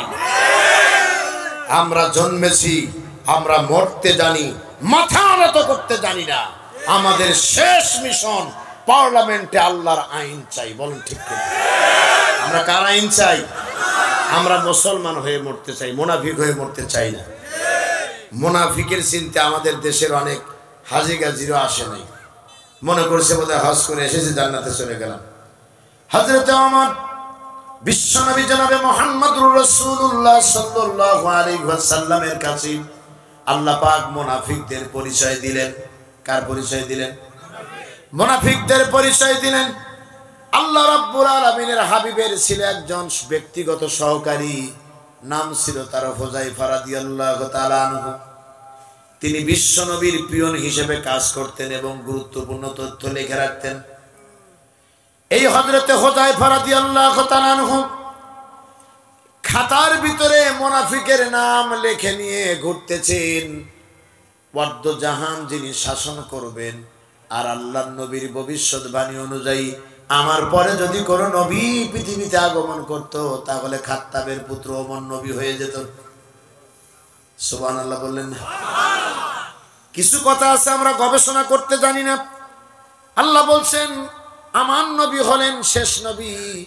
কাদিয়ানীরা ইসলাম ধর্মের যতটা অবিশ্বাস করার কারণে কাফের নয়, তার চেয়ে বেশি হলো ওরা মুখ দিয়ে বলে খতামিম, এর মানে হলো নবীজি শেষ নবী নয়, নবীজি শেষ নবী হয়ে এসেছেন এটা তারা মানে, কিন্তু শেষ নবী মানে না। আপনারা বলেন তো দেখি, কাদিয়ানীরা খতামিম এই তিনটা অক্ষর না মানার কারণে যদি কাফের হয়ে যায়, তাহলে আমরা মুসলমান নাম রূপী অনেকেই আছি, শুধু খতামিম যদিও মেনে নেই, আল্লাহর বিধান অনেক আছে যা আমরা নিজেরা তো মানি না, বরং মুসলমানরা বাস্তবায়ন করলেও তা মেনে নিতে পারি না। আল্লাহ তোমার কাছে আমার চাওয়া, আমার এই কথাটুকু এই মুসল্লিকে বোঝার সুযোগ দাও, বলে না আমি। আপনি ভেবে দেখেন কি বলেছি, তিনটা অক্ষর বলার কারণে তারা কাফের। আর আমার সমাজের অনেক মুসলমান নামরূপী মুনাফিক যারা ইসলাম ধরেন অসংখ্য বিধান তারা মানে না, বলেন ঠিক কিনা? মানে আমার দেশে নামাজ পড়ে, রোজা করে, হজ করে, যাকাত দেয়, আল্লাহর আইন প্রতিষ্ঠা তো দূরের কথা, আল্লাহর আইন জমিনে প্রতিষ্ঠা হোক এরও বাধা দেয়, বলেন ঠিক কিনা? এমন লোক আছে না? হযরত ওমর ফারুক তিনি হুযায়ফার পিছে পিছে ঘুরতেছেন, ঘুরে ঘুরে সুযোগ খুঁজতেছেন কখন জিজ্ঞাসা করবেন, কোন সময় জানা যাবে আমার নামটা মুনাফিকদের কাতারে আছে কিনা, দেখার জন্য তিনি পিছে পিছে ঘুরতেছেন। এমন সময় হযরতে ওমরের সঙ্গে হুযায়ফার মুখোমুখি হয়ে গেল। জিজ্ঞাসা করলো, ওমর ফারুক ভাই আপনি পিছে পিছে এইভাবে নিছেন কেন, আমার কারণ কি? বলে আমি জানতে চাই আপনার কাছে যে খাতা আছে, খাতাটা একটু বের করে দেন তো দেখি। বলে কেন? বলে আপনি যে মুনাফিকদের নামের তালিকা করতেছেন এই জায়গায় ওমরের নাম আছে নাকি? হযরত ওমর হুযায়ফা রাদিয়াল্লাহু তাআলা আনহুর কাছ থেকে খাতাটা নিলেন, খুলে দেখলেন তার নাম সেখানে লেখা নাই। তিনি আল্লাহ পাকের প্রশংসা করলেন। এবার আপনারা বলেন তো দেখি, ওমরের চেয়ে আমাদের আমল উন্নতি বেশি হয়েছে নাকি? যারা বলতেছেন না তারা উন্নতি বেশি করেছেন, একটু আওয়াজ দিয়ে বলেন তো দেখি, ওমরের চেয়ে আমাদের নবীর প্রতি ভালোবাসা কম না বেশি? হযরত ওমরের যে ভালোবাসা ছিল বিশ্ব নবীর প্রতি, ইসলামী আইনের প্রতি ওমরের যে আত্মবিশ্বাস এবং আল্লাহর প্রতি যে তার একটা আনুগত্য ছিল, আমরা আজ পর্যন্ত কিয়ামত পর্যন্ত এই দরবারে কেউ পৌঁছতে পারবো না। পারবো না কি বলেন? জেনে রাখো মুসলমানেরা, ওমরের মতো মানুষ বিশ্ব নবীজির কাছ থেকে সার্টিফিকেট পেয়েছেন ওমর জান্নাতি। এরপরেও যদি মুনাফিকদের কাতারে ওমরের নামটা খুঁজে ওমর নিজে যাচাই করতে পারেন, আমরা নামাজ পড়ি, রোজা করি, হজ করি, যাকাত দেই, ওলামায়ে কেরাম বক্তব্য দেই, আমাদেরও তো উচিত খুঁজে দেখা আমরা মুনাফিক কিনা। কয়দিন দেখেছেন বলেন? এই এদিকে তাকান। এখন যদি বলি কারা কারা জান্নাতে যাবেন, যারা সীমা লঙ্ঘন করেন তারাও বলবেন জান্নাতে যাব, কথা কয় না? মিথ্যে কথা বলছি নাকি? এখন যদি হাত তুলতে বলি, ওই লোকটাও হাত উত্তোলন করবে যে লোকটা ফজর পড়ে নাই, জোহর পড়ে নাই, আসর পড়ে নাই, মাগরিবও পড়ে নাই, এশাও পড়ে নাই, হাত উঁচু করে বলবে হুজুর জান্নাতে আমিও যাব। অবাক করা বিষয় হলো আমাদের জীবনে যা আমরা অর্জন করি না তাই পাওয়ার আমরা স্বপ্ন দেখি। আর এই স্বপ্ন দেখার পিছনে দেশের কিছু সামাজিক ত্রুটি দায়ী। এক নাম্বার হলো দেশের চোর, গুন্ডা, লুচ্ছা, বদমাইশ, ভূমিদস্যু, পরের টাকা চুরি করা মানুষ, বর্ষর, এরা সব যদি মারা যায় দেখবেন কেউ কোনো জানাজায় না গিয়ে পারে না, ইচ্ছায় হোক অনিচ্ছায় হোক কবরে যায় ঢুকাইয়া দেয়। আর বুকে হাত দিয়ে বলে আল্লাহর নামে নবীর দলে দিয়ে দিলাম, কথা কর না কেন? অথচ জীবন থাকতে আল্লাহ এবং আল্লাহর রাসূলের বিরোধিতা করেছি। আজ কবরে নামানোর পরে তার বুকে হাত দিয়ে বলে দেওয়া হলো লোকটা আল্লাহর দলে, নবীর দলে, আল্লাহর নামে নবীর দলে দিয়ে দিলাম। এর চেয়ে বড় প্রতারণা, এর চেয়ে বড় মুনাফিকি আর কি হতে পারে? সুতরাং আজকের এই মাহফিলি, এই গভীর রাত্রে আপনাদের কাছে হাত জোর করে আমার বিনয়ের সঙ্গে অনুরোধ হলো, আমাদের প্রত্যেকটা ব্যক্তির কোরআন হাদিস থেকে যাচাই করে দেখা দরকার আমরা মুনাফিকের দলে আছি কিনা। যদি থাকি তাহলে ইসলাম আমাদের হতে হবে, সংশোধনের রাস্তা আমাদের খুঁজতে হবে। বলেন ঠিক কিনা? মুনাফিকের আলামত, আয়াতুল মুনাফিকিস সালাসা, ইজা হাদ্দাসা কাযাবা। মুনাফিকের আলামত হলো তিনটি, যখন সে কথা বলে মিথ্যা কথা বলে, ওয়া ইজা ওয়াদা আখলাফা, ওয়াদা করলে তা কি ভঙ্গ করে। তিন নাম্বার হলো আমানত রাখলে খেয়ানত করে। অন্য অন্য বর্ণনায় চারটি বর্ণনা করা হয়েছে, সেখানে বলা হয়েছে চতুর্থ নাম্বার হলো যখন তার সঙ্গে কারো তর্ক বিতর্ক লাগে তখন সে ভাষা ব্যবহার করে কথা বলে। এই চারটি গুণ যার ভিতরে আছে সে পরিপূর্ণ মুনাফিক। আর একটি যার ভিতরে আছে তার ভিতরে মুনাফিকের চিহ্ন বিদ্যমান। আমি আপনাদের মধ্যে কষ্ট দিয়ে ফেললাম। আপনি কি ঘড়ির দিকে তাকায় যদি টাইমটা বলি আপনি কি বিশ্বাস করবেন? আমি নিজেই তো কি করে ফেললাম, এখন বাজে 11:40। তাহলে আমি আর 10 মিনিট বক্তব্যের বেশি দিতে পারবো না। আপনারা আমাকে বলতে পারেন প্লিজ, আমি আমার কৃতিত্বের কোনো কথা বলি না। সারা দেশে মাহফিলের অভাব নেই। এই প্রোগ্রাম কর্তৃপক্ষ আমার কাছে গিয়েছিলেন, আমার ইএমএসে আমি খুতবা দিই, অর্থাৎ এই ভূমিহীন রোডে। আমার শ্রদ্ধেয় আমার ইএমএস এর কর্মকর্তা শাহিন ভাইয়ের কাছে গেলেন, আমার মাধ্যম দিয়ে, তার মাধ্যম দিয়ে আমার কাছে কথা বললেন। আমি বলেছিলাম যে না, এর আগে আমি কাশেমপুরে কোনো দাওয়াতে কেউ ফোন দিলে আমি রাজি হইনি। আমি জানি পোস্টার করার পরে এই মাহফিল আর বাতিলটা হতে দিবে না, আমি আগে জানতাম। আর এখন আমি বলি যে আজ থেকে 10-12 বছরের আবুল বাশার হেলালিকে মূল্যায়ন করে মাহফিল করা হবে। সুতরাং এই মাহফিলে আমি কথা বলতে রাজি নয়। কথা কি বুঝতে পারছেন? তবে ওই যে আল্লাহ পাক ছাড় দেন কিন্তু ছেড়ে দেন না। ভাগ্যক্রমে যে নয়াপাড়া আজাদ কমপ্লেক্স মসজিদ থেকে আমাকে বিনা দোষ নোটিশ ছাড়াই বিদায় করে দেওয়া হলো, সেই নয়াপাড়ায়ও মাহফিলের দাওয়াত দিতে বাধ্য হতে হয়েছে আমাকে। আগামী 20 ডিসেম্বর নয়াপাড়ার মাঠে আমি কথা বলবো ইনশাআল্লাহ। সেদিন কথা হবে, সেদিন কথা হবে। আমার প্রিয় মুসল্লিরা সেদিন এক নজর আমাকে দেখবে, আর আমিও তাদেরকে দেখব। তার কারণ সেদিন আলোচনা করবো বাদেশা, আর আগামীকাল জরুন মাঠে আলোচনা করব সম্ভাব্য টাইম রাত 10টা। আল্লাহু আকবার। আপনারা পারলে সেখানে যাবেন, সময় নিয়েই ইনশাআল্লাহ কথা বলার চেষ্টা করব। প্রিয় বন্ধুগণ, আমি বলতেছিলাম ফাম্মা মান তাগা, সীমা লঙ্ঘন। সীমাটা আমি কিন্তু দারুণ একটা কথা ভিতরে বলে দিয়েছি। সীমা লঙ্ঘন হয়েছে কিভাবে আপনি বুঝবেন? আল্লাহ প্রদত্ত রাসূল প্রদর্শিত জীবন ব্যবস্থার বাইরে চলে যাওয়া মানেই হলো সীমা লঙ্ঘন করা। কথা কন নাকি আপনারা? আমি কি মিথ্যা কথা বলেছি? নামাজের আযান হয়েছে, আল্লাহু আকবারের তাকবীর শুরু হয়েছে, আর কোনো কথা নয়, দোকান বন্ধ করে দিতে হবে। কথা কন। চাকরির দরজা তালা লাগিয়ে দিতে হবে। আযান হয়েছে, ডাক দিয়েছেন কার নাম ধরে? আল্লাহ পাকের নাম ধরে। কৃষিক্ষেত্রে কৃষিকাজ বন্ধ করে দিতে হবে। ঘরের দরজা জানলা তখন আর বন্ধ করে না দিয়ে বসে থাকা যাবে না, বরং সব কিছু ছেড়ে দিয়ে রওনা দিতে হবে আল্লাহ পাককে সিজদা করার জন্য। আকিমুস সালাত ওয়া আতুজ যাকাত ওয়ারকাউ মা'আর রাকিঈন। তুমি নামাজ কায়েম করো আর যাকাত প্রদান করো আর রুকুকারীদের সঙ্গে রুকু করো। এটা যদি না করা হয়, এদিকে তাকান আপনারা, এদিকে তাকান, খেয়াল করেন। আযান হয়ে গেছে, আমি নামাজে যাই নেই, আজান হয়ে গেছে, আমার আল্লাহর আহ্বানে সাড়া দেয়নি, এর মানেই হলো আমার আল্লাহ প্রদত্ত বিধানের বিধি লঙ্ঘন করে ফেলেছি, এর নাম হলো সীমা লঙ্ঘন। বলেন ঠিক কিনা? আল্লাহ বলছেন নেশার কাছেও যাওয়া যাবে না। কি বলছেন? আল্লাহর সেই নির্দেশনা বাইপাস করে আজকে নেশাকে মানুষের হাতের ডগায় পৌঁছে দিয়েছি। হাত বাড়ালে নেশা পাওয়া যায়। আল্লাহ পাক বলছেন এটি হলো আমার বিধানের সীমা লঙ্ঘন। সুদ খেও না, কে মানা করছে?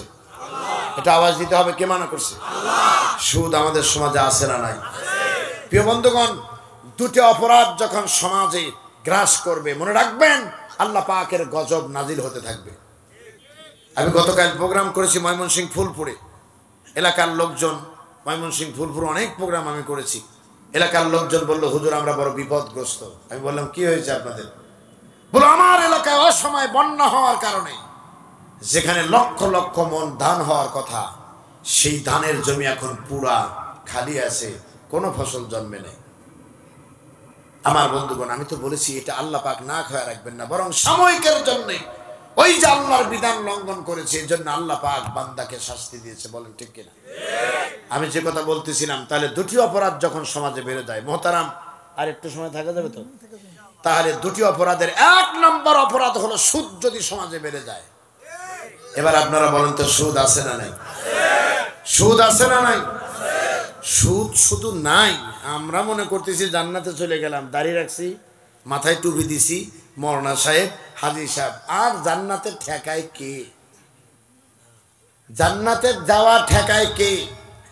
আমি একটা কথা আমার মুসল্লিরা জানে, তাও বলে দেই। আমি আরাফার ময়দানে দাঁড়িয়ে আছি, এক মুআল্লিম, আমি তো ওই কিছু লোক যে হজে গেছে এদের চিনি, যে সিটের বাটপার কত নাম্বার, উনি বক্তব্য দিতে যায় পাম দিয়া এই লোকগুলোকে বলে ফেলে দিল যে আপনারা সব জান্নাতি। তেন আমি একটু সাইডে ছিলাম, ভিতরে ঢুকে বললাম যে আমি পিছ পড়ছি, আমারও দেন। কথা কি বুঝতে পারছেন? এই লোকগুলো জান্নাতে চলে গেল, আমি তো যেতে পারলাম না। মুআল্লিম সাহেব আমার দিকে অবাক হয়ে তাকিয়ে রইলেন যে এখন কি বলি। তার কারণ আমার ওই কয়েকদিনই প্রমাণ হয়েছিল আমি নাকি বেশি কথা বলি। তা আমি বললাম যে জান্নাতে ঢুকাই দিছেন, আপনার পাশে যে বসে আছে উনি ঘুষখোর। কথা বলে না, রাগ হয়ে গেছে নাকি? ওই পাশে যে বসে আছে সুদখোর, আর একজন যে বসে আছে বোন বাগনির উত্তরাধিকারী দেয় নাই, আর একজন যে আছে নিজের এলাকার গুন্ডা ছেলে পেলে আছে, এদের দ্বারা অন্যের বাড়ি দখল করে বাড়ি করছে। হুজুর জ্ঞানের অভাব। বললাম ওনাদের সে আপনার আরো অভাব। আপনি চোরকে বসায় রেখে জান্নাতে ঢুকাই দিচ্ছেন, তাই নিয়ে বাইর করেন, তারপরে দরবার হবে। বিপদে পড়ে গেল। আমাদের তাবুর ভিতরে প্রায় 400 হাজি ছিল। আল্লাহু আকবার কোন। হাজি সাহেবরা বললো হেলালি সাহেব যেখানে, আমরা আছি সেখানে। আল্লাহু আকবার কোন। আমি বললাম না, এটা আরাফার ময়দান, এটা বিক্ষোভের জায়গা নয়। আপনারা আল্লাহর কাছে কাঁদতে থাকেন, আল্লাহর কাছে ইস্তিগফার করতে থাকেন। যে জান্নাতে মানুষকে কথায় কথায় ঢুকায়, এই জান্নাত এত সহজ জায়গা নয়। কথা বলেন না কেন? যে জান্নাতে ঢুকতে গিয়ে হযরত ওমরকে শহীদ হতে হয়েছে, যে জান্নাতে ঢোকার আমল করতে গিয়ে ওসমান রাদিয়াল্লাহু তাআলা আনহুকে রক্ত ঝরাতে হয়েছে, যে জান্নাতের কথা আমল করতে যায়া নবীজির চাচা বীর আমির হামজার বুকটা ফিরে কলজাটা বের করে হিন্দেরা চিবিয়েছিল, সেই জান্নাতে আপনি 2 রাকাত নামাজ পড়ে আর 2-4 টাকা দান করেই পার পেয়ে যাচ্ছেন। হুজুরও মরবে, আপনিও মরবেন। কথা কর না কে? হুজুরও মরবে, আপনিও মরবেন। তার কারণ আল্লাহ যদি আমাদের আপনার মতো খালি হালকা মেজাজের লোক হইতো, আমার আপনার মতো একটু হালকা মেজাজ আল্লাহর ধরে না আছে, আর কোন মুনাফিক মারা গেছে কবরে নামাই দে বলছে আল্লাহর নামে নবীর দলে দিলাম, তাইলে যে কয়েকটা উপরে ছিলাম আমরা, ওই মরাডার আগে এইগুলো কাকে গেড়ে ফেলিত। তুই নিজেও জানিস সেটা বাটপার। তুই বলে দে আমি জানি আল্লাহর নামে দিতে পারলাম না, এই লোকটা বাটপার, এই কথা বলে। তবে জেনে রাখো মুসলমানেরা, আগামী দিনে ইনশাআল্লাহ, ইনশাআল্লাহ বলেন, ইনশাআল্লাহ বলেন, আপনারা মুনাফিকের জানাজা করে কোনো লাভ আছে? আগামীর এই দিনে বাংলাদেশে ইনশাআল্লাহ আলেম ওলামা আর জানাজা খারাপ মানুষের করবে না, এই প্রত্যয় নিয়ে আলেমরা এগিয়ে যাবে ইনশাআল্লাহ। আলেমরা বলবে এই মুনাফিকের জানাজা আমরা করতে পারবো না ইনশাআল্লাহ। আল্লাহর কাছে দোয়া করেন। আমি বলতে পারতেছি না, কারণ আমি একটা দল করি, এই দলের বিশাল বড় একটা বাইন্ডিং আছে, এর একটা ব্যারিকেড আছে, এইটি ক্রস করতে পারতেছি না আমি। আল্লাহ যদি ইসলাম ক্ষমতায় দেয়, এদেশের সবচেয়ে সম্মানিত ব্যক্তি হবে আলেমরা। এই সমস্ত মুনাফিক টুনাফিকের জানাজা করে চাকরি বাঁচাবে এই হুজুর আর দেশে থাকবে না, ঠিক কিনা বলেন? আমরা ইনশাআল্লাহ সে ব্যবস্থা করব, আপনারা দোয়া করবেন। আজ কথায় কথায় বলা হচ্ছে যে যদি ইসলাম দেশে কায়েম হয়, তথা অতিরঞ্জিত করে বলে যে জামাত যদি ক্ষমতায় যায় তাহলে মহিলাদের আর বের হতে দিবে না। কথা কন না? তো মহিলাদের ঘরের ভিতরে আটকে রেখে জামাত কি করবে? এই যে একটা বিভ্রান্ত ছড়ানো হয়েছে। আর আমি মনে করি জামাত যদি এবং ইসলাম যদি ক্ষমতায় আসে, তাহলে নিঃসন্দেহে মহিলারা চাকরি করার জন্য শূন্য পদ পূর্ণ কিয়ামত পর্যন্ত হবে না, এত চাকরির রাস্তা খুলে যাবে। আল্লাহু আকবার করুন। তার দুই একটা উদাহরণ দিই। যতগুলো হাসপাতাল আছে, সমস্ত হাসপাতাল মহিলাদের চিকিৎসার জন্য মহিলা ডাক্তার বাধ্যতামূলক হয়ে যাবে, অন্য কেউ আর ঢুকতে পারবে না। আপনার সুন্দরীর স্ত্রীর দিকে একজন বাঁকা নজরে তাকাইলে আপনি বলেন যে তোর চোখ তুলে দেবো, তুই আমার স্ত্রীকে দেখছিস কে? আর আপনি নিয়ে যায়া ডাক্তারের চেয়ারে বসায়া স্ত্রীর গায়ে হাত দিয়ে ধরাইতেছেন, আর আপনি তখন বলতেছেন জরুরতের উপরে কোনো মাসালা নাই। কথা কয় না? কিসের উপরে মাসালা নাই? নিয়ে গেছেন নিজের স্ত্রীকে, অথচ বাড়িতে যদি হুজুর ঢোকে তাও স্ত্রীকে পর্দা করে রাখেন যেন না দেখে। কথা বল না কে? অথচ সেইটারে নিয়ে যা সিজারের নামে অর্ধলুঙ্গ করে আমার আপনার স্ত্রীকে সিজার করে বাড়িতে নিয়ে আসতেছে। দেশে যদি ইসলাম কায়েম হয়ে যায়, মহিলাদের ডাক্তার, মহিলাদের সার্জন মহিলারা হবে ইনশাআল্লাহ। বলেন আরে মিয়া বলেন ইনশাআল্লাহ। মহিলা বিশ্ববিদ্যালয় হবে, বিশ্ববিদ্যালয় মহিলারা হবে, মহিলা মেডিকেল কলেজ আলাদা হবে, এবং সেই মেডিকেলে পড়ে এদেশের নার্স, সেবিকা এবং ডাক্তার মহিলারা মহিলাদের অবদান রাখবে। বলেন ঠিক কিনা? কে বলেছে চাকরি পাবে না? কে বলছে চাকরি পাবে না? আমার দেশের অধিকাংশ মেয়েদের এই এসএসসির পরেই ইন্টারের মধ্যেই বিয়ে হয়ে যায়। সুতরাং দেখা যাবে যে শূন্য পদ পূর্ণ হবে না। মনে রাখবেন, কোন পুরুষের জায়গায় নারী কোনোদিন চাকরি করতে যাবে না। আল্লাহু আকবার বললেন না? আপনারা কি চান না সেই দেশ আসুক? চিল্লায় বলেন চান। সুতরাং সীমা লঙ্ঘন করা যাবে না। সুদ খেতে নিষেধ করেছেন আল্লাহ, এটা খাওয়া মানে সীমা লঙ্ঘন করা। ঘুষ খেতে নিষেধ করা হয়েছে, ঘুষ খাওয়া মানে সীমা লঙ্ঘন করা। আত্মীয়তার সম্পর্ক ছিন্ন করা যাবে না, সীমা লঙ্ঘন হয়ে যাবে। এ ব্যাপারে আমি দীর্ঘ সময় কথা বলতে পারতাম, আমি বলতে গেলাম না। আর কয়েকটা মিনিট যদি নেই, আপনারা কি রাগ করবেন? ইনশাআল্লাহ বলেন। যারা মনে মনে ভাবতেছেন যে দীর্ঘ সময় কথা হুজুর বলবেন, আসলে তা আমি বলবো না। আমি আপনাদেরকে 12টার মধ্যে আমি চাইছিলাম মোনাজাত সহ শেষ করতে, কিন্তু এত অল্প সময় কি করে চলে যাই। এর কাফারা হিসেবে আরো 10 মিনিট বাড়াইয়া 12টায় যায় মোনাজাত করে। আপনারা রাগ করবেন নাকি? চিল্লায় আবার রাগ করবেন? কথায় কথায় আমাদের ওবায়দুল কাদের সাহেব বলছেন আসো খেলা হবে, মাকড়াস করে বলছে না? কিভাবে বলছে একটু বলতে পারবেন? হ্যাঁ ভালো করে। না না না, আমার সাথে মাকড়াস করে বলেন খেলা হবে। খুব সুন্দর করে বলছে খেলা হবে। হায় হায় আল্লাহ, দেখতে দেখতে 15 বছর, সামনে আরো 5 বছর, মানুষ বাঁচে কত বছর। অবাক হয়ে তাকিয়ে থাকলাম, কোথায় গেল ওবায়দুল কাদের, আর পেলাম না। ছেলেরা একটা গান বের করলো, ভালো হয়ে যাও মাসুদ তুমি। কথা কন না, বাইর করছে না? ভালো হয়ে যাও মাসুদ তুমি, এই কথা কে বলবে আর? পালিয়ে গেছে কাউয়া কাদের, কেউ জানে না খবর তার। ভালো হয়ে যাও, ঠিক কিনা বলেন? ফকরুল সাহেব আপনার বাসায় কাউয়া কাদের গেছেনি, ঠাকুর গায়ের বাসায় আপনি থাকতে তারে দিছেননি। এই গান দিয়া যেই শুরু করছি লালমনিরহাটে এই গত 17 তারিখে, পিছন থেকে এক দাড়ি টুপিওয়ালা মানুষ সিরকুটে লিখে দিচ্ছে হুজুর রাজনীতির কথা পরিহার করুন। আমি তো চিন্তা করলাম, আমার এক ওস্তাদ বলছিল, বাবা বিবেক সামনে রেখে এলেম পিছে রাখবে আর জবাব দিয়ে দিবে তৎক্ষণাৎ। আল্লাহু আকবার কোন। আমি তখন বললাম, মুসলমান হয়ে যে ব্যক্তি ইসলামের রাজনীতি খুঁজে পায় না, আমি তো মনে করি উনি আজও মুসলমান হতে পারে নাই। কিসের দাড়ি আর কিসের টুপি? মানবতার নবী বলেছেন, লোকটি মারা গেল, তার অন্তরে জিহাদের তামান্না আকাঙ্ক্ষা জাগ্রত হয় নাই, সে লোকটা মুনাফিক অবস্থায় মৃত্যুবরণ করবে। কে বলছে ইসলামের রাজনীতি ইসলামে নাই? এই কথাগুলো বলে ধুয়ো তুলে তুলে সাধারণ মানুষকে বিপদগামী করা হয়েছে। আর সেই সুযোগ আমরা চিল্লায় বলেন দিব? ফকরুল সাহেব আপনার বাসায় কাউয়া কাদের গেছেনি, ঠাকুর গায়ের বাসায় আপনি থাকতে তারে দিয়েছেননি, তার সাথে যে হিসেব বাকি, বলেন ঠিক কিনা?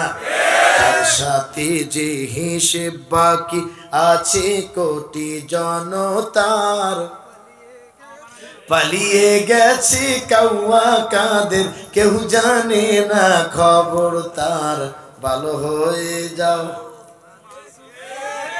আরো জোরে। সিরাজগঞ্জের ভাষায়, ভালো হয়ে যাও মাসুদ তুমি, এই কথা কে বলবে আর, পালিয়ে গেছে কাউয়া কাদের, কেউ জানে না খবর তার, ভালো হয়ে যাও ও গেদা, ভালো হয়ে যা। খেলা হবে ইনশাআল্লাহ, বলেন। সারা দেশ আলেমরা কথা বলে জ্বালায় দিবে। আল্লাহু আকবার কোন। আমার দেশের খতিবরা আলেমরা আর কোন জালেমের চোখ রাঙ্গানিকে পরোয়া করে না, ইনশাআল্লাহ বলেন। আমি 2 নাম্বারটা বলতে চাচ্ছিলাম, ওয়া আসারাল হায়াতাদ দুনিয়া, জাহিম নামক জাহান্নামে যারা যাবে তাদের 1 নাম্বার গুণ কি? তারা কি? সীমা লঙ্ঘনকারী। 2 নাম্বার গুণ হলো তারা হলো এই দুনিয়ার জীবনকে গুরুত্ব দিয়েছে। দুনিয়ার জীবনকে গুরুত্ব দাও, কি মনে করেন আপনারা বলেন দেখি একটু? দুনিয়ার জীবনকে গুরুত্ব, পরকালের জবাবদিহিতার চিন্তা নাই, শুধুমাত্র দুনিয়া দুনিয়া করেছে। 15 বছর সব জায়গায়। আমার মনে আসে, আমি এখন কি করব বলেন? আমার উপায় নাই, উপায় নাই। ওই যে সেই রোগীর মতো হয়েছে, ডাক্তার, বুড়ো মানুষ গেছে ডাক্তারের কাছে, ডাক্তার জিজ্ঞাসা করছে কি হয়েছে আপনার? কয় আমি একবার খেলে আর একবার খেতে মন চায় না। কয় মানুষ বুড়ো হলে রুচি এরকম হয়। বলছে যে আমি একবার ঘুমাইলে জেগে উঠি, আর ঘুম ধরে না। বলে মানুষ বুড়ো হলে তার ঘুমের রুচিও এরকমই হয়। বলো বাবা, বসেও থাকতে পারি না, দাঁড়াও থাকতে পারি না, কি যে বিপদে আছি মুরব্বী। কথা কয় না, কি যে বিপদে আছি মুরব্বী, এখন কি করা যায়? ডাক্তার ডেকে বলছে যে বাবা, মানুষ বুড়ো হলে তার হাড্ডি গুড্ডি এরকম একটু লুচি হয়ে যায়। ডাক্তারের কথা শুনে মেজাজ গেছে গরম হয়। রুগী চিন্তা করছে সব কিছু খালি বুড়ো মানুষের দোষ, গালে একখান কইছে চর মারছে। এত জোরে ডাক্তার চর মারছে, চর খায় ডাক্তার সোজা হয়ে বসে বলতেছে, চাচা আমি তেমন কিছু মনে করি নাই। তার কারণ মানুষ বুড়ো হলে তার জ্ঞান এরকমই হয়। আপনার যে জ্ঞান নাই, এই চরেই বুঝতে পেরেছি। কথা কি বুঝতে পেরেছেন? ও আসারাল হায়াতাদ দুনিয়া। আমার মনে পড়ে, সোনামণি কি করব বলেন, উপায় নাই, যা দেখি শুধু ওয়া, চতুর্দিকে শুধু ওয়া ওয়া, বলেন ঠিক কিনা? আমি খেয়াল করে দেখেছি 15 বছরে দুনিয়ার জীবনকে গুরুত্ব দিতে যায় কেউ ভোট দেয় নেই, তাও লিখছে বিপুল ভোটে নির্বাচিত সংসদ সদস্য।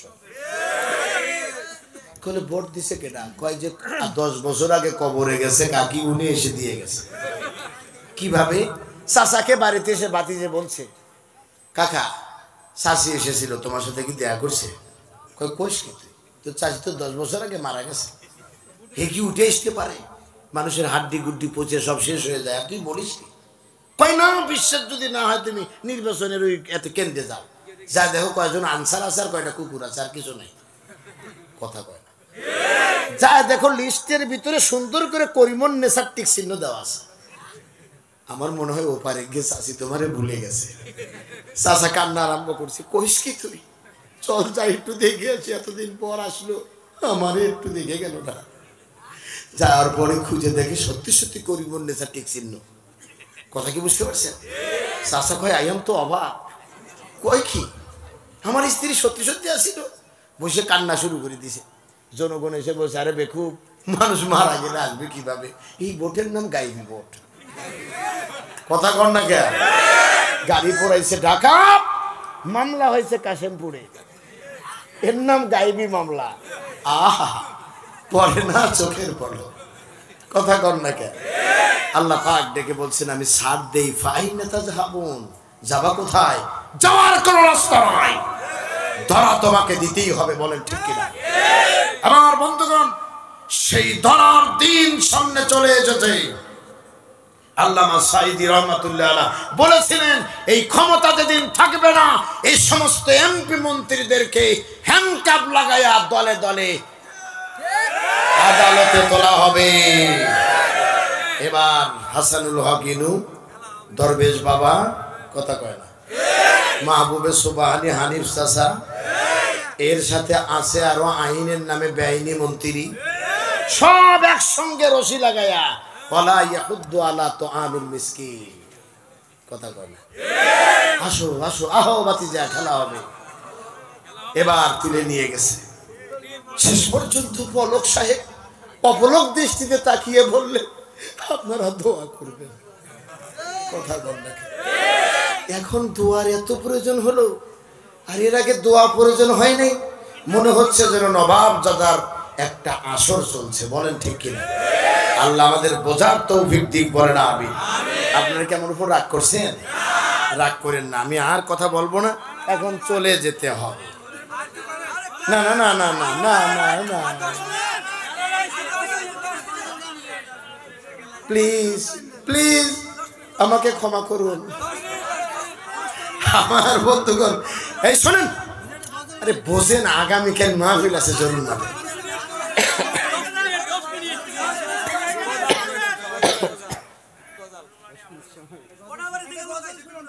কোনাবাড়ি থেকে লোক যদি না এসে থাকে জরিমানা ওদের করবো। ওরা আসে নাই কেন?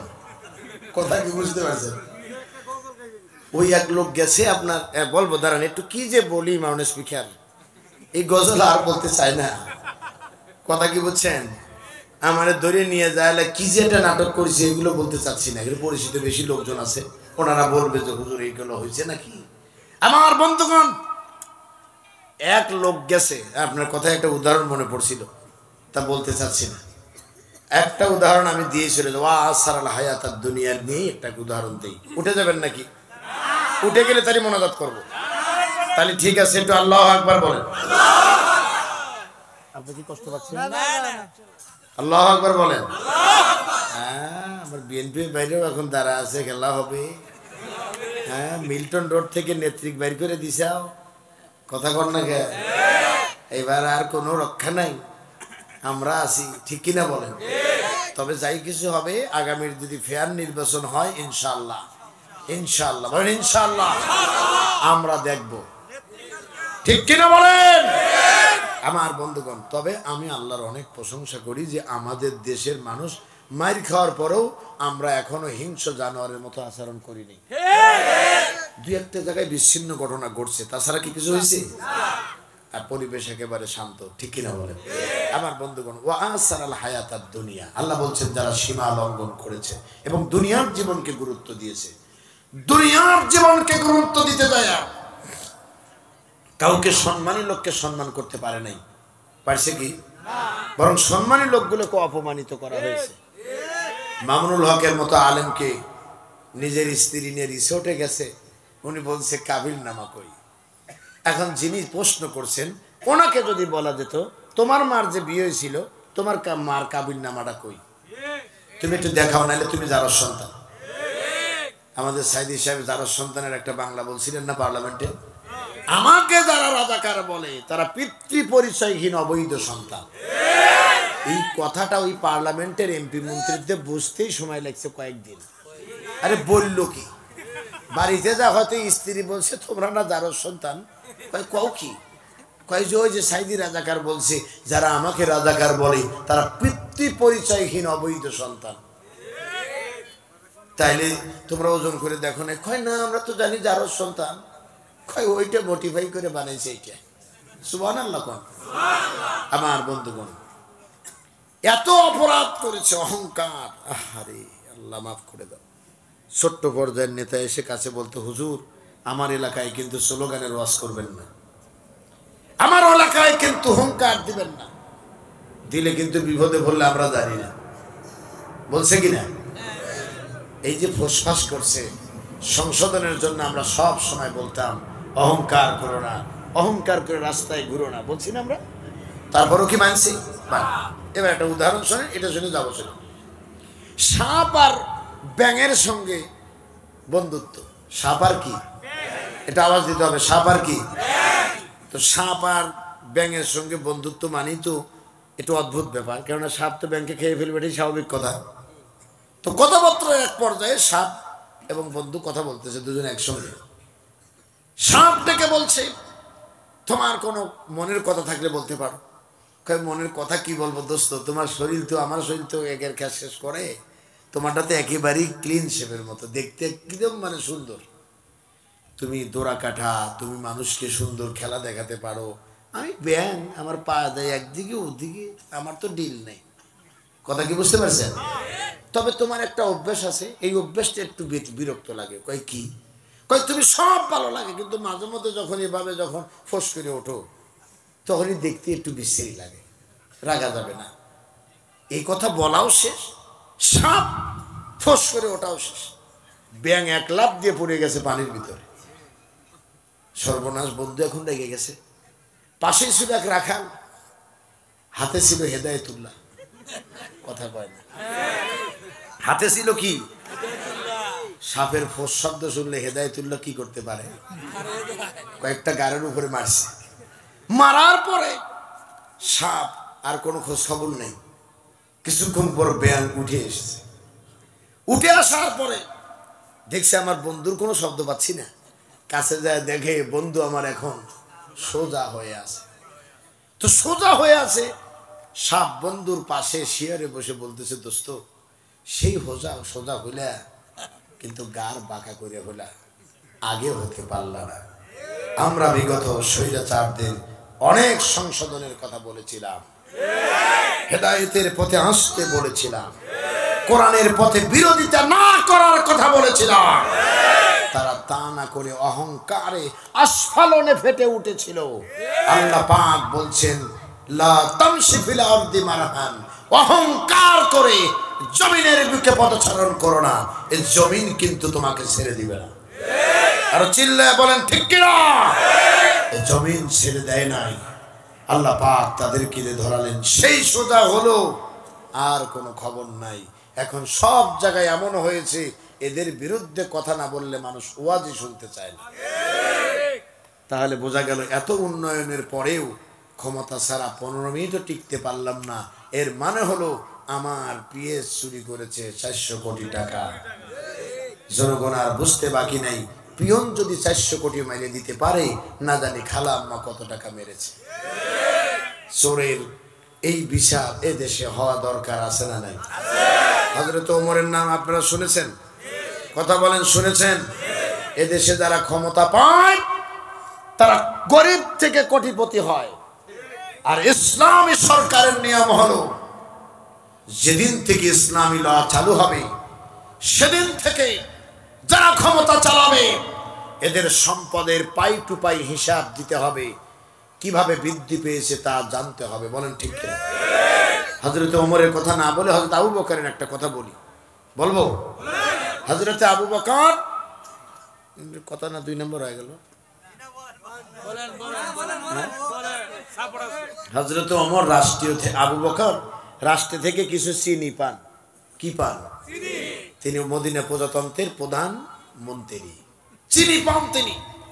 এই চিনি বাড়িতে নিয়ে এসে খান। একদিন স্ত্রী ডেকে বলল, বাচ্চাদেরকে একটু কিছু গুরুত্বপূর্ণ বাড়িতে কিছু হালুয়া টালুয়া তৈরি করতে চাই, একটু যদি সম্ভব হয় তাহলে একটু একদিন একটা বেশি এনে দিও, পরের দিন না আনলেও চলবে। আমার বন্ধুগণ, হযরত আবু বকর রাদিয়াল্লাহু তাআলা আনহু বললেন, এটা আমার পক্ষে সম্ভব নয়। তার কারণ আমি রাষ্ট্রের মালিক, আল্লাহ আমাকে করেছেন, আমি প্রধানমন্ত্রী, আমি আগামীকাল বাঁচবো কিনার তো কোনো গ্যারান্টি আমার কাছে নাই, সুতরাং এটা আমার পক্ষে সম্ভব নয়। এইভাবে কয়েকদিন চলে গেল, মোটামুটি ধরেন 1 সপ্তাহ পার হওয়ার পরে হঠাৎ দেখে হালুয়া অথবা বিরিয়ানি তৈরি হয়ে গেছে। হযরত আবু বকর স্ত্রীকে জিজ্ঞাসা করলেন, তুমি তো আমার কাছ থেকে চেয়েছিলে, চিনি চেয়েছিলে বেশি, আমি তো তোমারে দেই নাই, কিন্তু যা তোমারে দেওয়া হয় রাষ্ট্রীয় কোষাগার থেকে সেটা দিয়েও তো প্রতিদিন চলার কথা, এভাবে বেশি হওয়ার তো কথা নয়, পাইলে কোত্থেকে? স্ত্রী ডেকে বললেন, প্রাণের স্বামী আমার, আমি আপনার কথায় বিশ্বাস করে নিয়েছিলাম, আর আমি আমার সেই প্রতিদিনের অংশ থেকে একটু একটু করে জোগায় রেখে দিয়েছিলাম, যে একটু বেশি হয়ে গেছে ওইটুকুর সঙ্গে দিয়ে একসঙ্গে লাগায় এটা তৈরি করেছি। হযরত আবু বকর তিনি ডেকে বললেন, ঠিক আছে, তোমার কোনো সমস্যা নেই, তুমি কাজ করেছো। বাইতুল মালের কোষাগারের দায়িত্বে যা আছে তার কাছে চলে গেলেন, আর ডেকে বললেন, আমার বাড়ি চিনি প্রতিদিন একটু বেশি করে দেওয়া হয়, যতটুকু পর্যন্ত জোগায়া রেখে রেখে আমার স্ত্রী এতটুকু তৈরি করেছে, প্রতিদিনের খাতা থেকে এতটুকু পরিমাণ কম দিবেন আজকের থেকে। আপনারা কথাটা ভালো করে বুঝতে পারেন নাই? প্রতিদিন মনে করেন 50 গ্রাম যদি জোগায় রেখে থাকে আমার স্ত্রী, তাহলে আজকের থেকে আমি রাষ্ট্রপ্রধান ঘোষণা দিলাম, আমার স্ত্রীকে 50% করে বেশি কম দিবেন আজকের থেকে। তার কারণটা হলো, বুঝতে পেরেছি আমার বাড়িতে এত চিনির প্রয়োজন নাই। এমন যদি হতো আমার দেশের শাসক হতো আবু বকরের মতো, হতো ওমরেরই মতো, প্রজার দুঃখে তাদের চোখে আসতো না রে ঘুম, দেশের ভিতর পড়ে যেত শান্তি সুখের ধুম।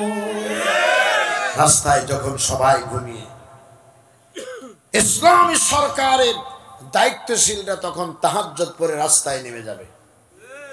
আহারে মুসলমান, আমার স্বপ্ন আমি যদি একদিন দেখে যেতে পারতাম, এটা আমার চাওয়া, এটা আমার পাওয়া। এক ওয়াক্ত খাবার খেয়ে বাঁচতে চাই, তবু আমার আল্লাহর আইন দেখে মরতে চাই, ইনশাআল্লাহ বলেন। ইসলামী রাষ্ট্রপ্রধান এবং ইসলামী রাষ্ট্র পরিচালনার সদস্যবৃন্দরা তাহাজ্জুদের নামাজ পড়ে মানুষ যখন ঘুমায়, বাড়িতে গিয়ে কান লাগিয়ে শুনবে কে কাঁদতেছে কার জন্যে, পরের দিন তার বন্ধ ব্যবস্থা হয়ে যাবে। মনে রাখবা মুসলমানেরা, এটি সম্ভাবনাময় বাংলাদেশ এবং সম্ভাব্য ইসলাম প্রতিষ্ঠা হওয়ার দ্বার প্রান্তে বাংলাদেশ, ইনশাআল্লাহ বলেন। আপনারা কি আল্লাহর আইন চান? কারা কারা চান এটা হাত উঠান, আল্লাহু আকবার বলেন। আমরা আল্লাহর আইন চাই, বলো আমরা কি চাই? হাত নামাও মুসলমান, আমরা আল্লাহর আইন চাই। মনে রাখতে হবে, মুসলিম হয়ে জন্ম নিয়েছি, আমরা কেন মানুষের তৈরি করা আইন মানবো? আমরা আল্লাহর আইন মানতে চাই, ইনশাআল্লাহ বলেন। প্রিয় ভাই সব, আপনারা অনেক আমাকে ভালোবাসা দিয়েছেন, আর আমিও পেয়েছি মন ভরে। আপনারা আমার জন্য দোয়া করবেন, আবার দেখা হবে ইনশাআল্লাহ, কথা হবে মাঝে মধ্যে। আপনারা আমার কি ইএমএস এ যাবেন, আপনারা EMS average limited multi group multi ফ্যাবসের একটি প্রতিষ্ঠান, এখানে ইএমএস এখানে আমি জুমার খুতবা দিই, আলহামদুলিল্লাহ। মাল্টি ফ্যাবস লিমিটেডের এমডি স্যার আমাকে মনোনীত করে সেখানে এই স্বৈরাচারের চোখ রাঙানিকে পরোয়া না করে স্যার আমাকে খুতবা দেওয়ার অনুমতি দিয়েছেন, আলহামদুলিল্লাহ। আমি অন্তর থেকে দোয়া করি তাদের জন্য। প্রিয় ভাই আমার শাহিন ভাই এসেছেন, ওই ইএমএস এর একজন কর্মকর্তা, অত্যন্ত ভদ্র একজন মানুষ, যার ছোঁয়ায় আমরা অভিভূত, আলহামদুলিল্লাহ। আমার অনেক বন্ধু বান্ধব এখানে এসেছেন যারা কথা শোনার জন্য। মাল্টিভার্সের আরো একজন কর্মকর্তা এসেছেন, আমি সবার জন্য হৃদয়ে ভরে দোয়া করছি। ইসলামিক গান শুনতে চাচ্ছেন আপনারা, আসলে ইসলামিক গান শোনার মতো বা বলার মতো কণ্ঠ আমার এই মুহূর্তে নাই, যা আছে তাই বলবো। আচ্ছা।